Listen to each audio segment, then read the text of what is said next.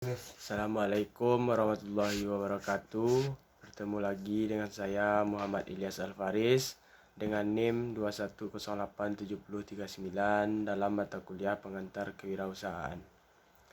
Pada pertemuan kali ini kita akan bicara soal perencanaan atau yang lebih dikenal sebagai business plan atau perencanaan usaha atau bisnis yang akan kita kerjakan. Karena memang apapun kondisinya dalam hidup, sebenarnya segala sesuatu pertimbangannya adalah seberapa hebat rencana kita desain, karena khas secara teknis apa yang kita lakukan, apa yang kita laksanakan justru adalah gambaran atau refleksi diri apa yang sudah kita rencanakan baik. Mudah-mudahan kita bisa mendeteksi bahwa pelaksanaan atas rencana yang sudah didesain gitu berjalan baik, bahkan kita bisa mendeteksi juga bagian mana yang sudah tercapai, bagian mana yang masih dibenahi.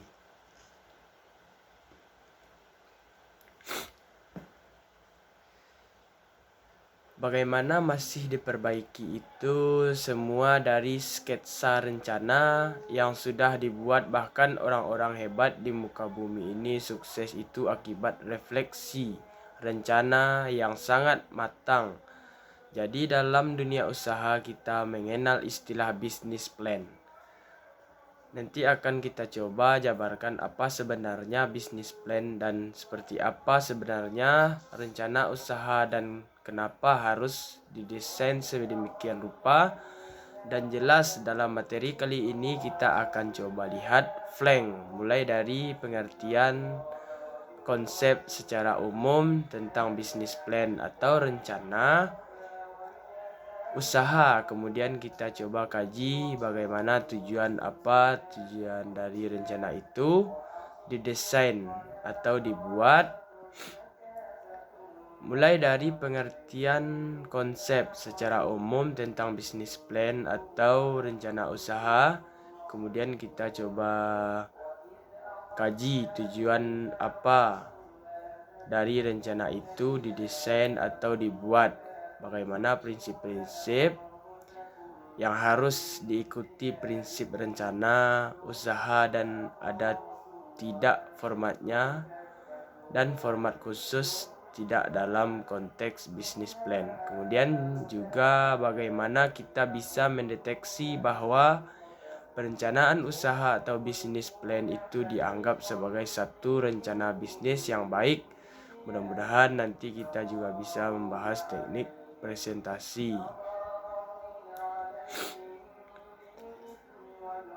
Kemudian pengantar kewirausahaan ini diberikan kepada kita semua dalam rangka mempersiapkan diri untuk menjadi pengusaha hebat.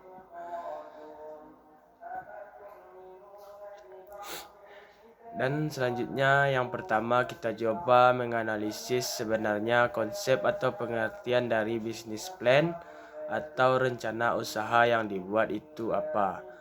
Dan kenapa rencana usaha itu masih dibuat oleh seorang calon businessman atau businesswoman. Wirausaha itu dimulai mau tidak mau, bahkan menurut saya hampir seluruh aspek pekerjaan di dunia ini itu butuh rencana. Sebuah rencana yang matang. Rencana tersebut disertai dengan banyak hal yang harus ada di dalamnya, mulai dari ide, inovasi, kreativitas, waktu, pencapaian. Itu semua ada dalam sketsa rencana kita buat ketika kita berencana merealisasikan atau mewujudkan ide-ide yang ada di kepala kita dan satu tindakan atau pekerjaan. Nah, realitasnya kita dihadapkan pada beberapa kemungkinan.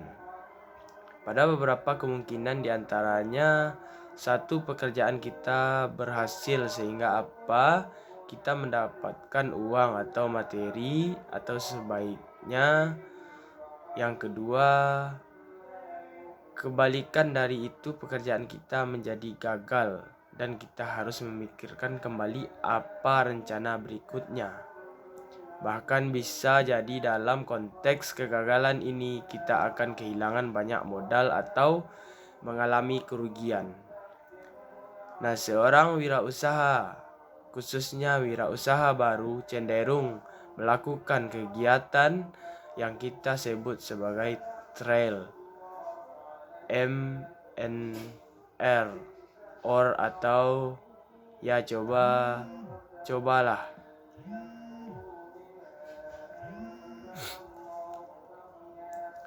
Istilah uji coba, kalau dicoba begini mudah menempel, untuk kalau tidak ya rugi. Nanti coba lagi, tapi kedua ialah usaha dilakukan semaksimal mungkin.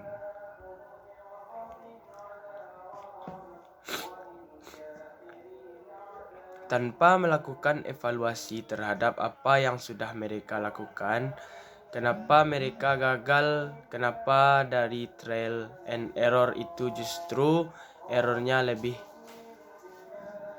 banyak tanpa mencoba untuk merefleksi ke belakang. Nah, kenapa kesal anaknya sudah dilakukan, atau bagian mana yang menjadi catatan sementara kini yang menjadi standar ukur dari rencana itu dibuat, dan ini pula yang seringkali tidak diindahkan. Berikutnya ada beberapa hal yang perlu kita sadari bahwa dalam bisnis plan atau perencanaan usaha ini merupakan dokumen. Jadi yang namanya perencanaan atau bisnis plan itu adalah satu dokumen yang harus dipersiapkan oleh seorang bisnismen atau bisniswoman sebelum melaksanakan kegiatan bisnisnya. Jadi jauh sebelumnya kegiatan bisnis yang dilakukan mereka sudah punya yang namanya dokumen rencana ini, atau disebut dengan bisnis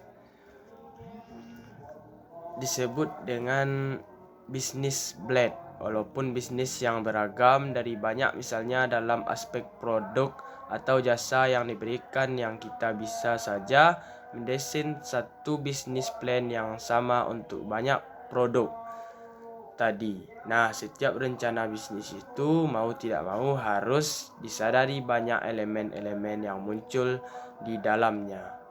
Elemen pokok tersebut kalau dikumpulkan paling tidak ada beberapa elemen, meskipun masih banyak elemen-elemen yang lain ketika Anda baca dari sumber-sumber atau pengalaman-pengalaman yang ada dari para pengusaha hebat.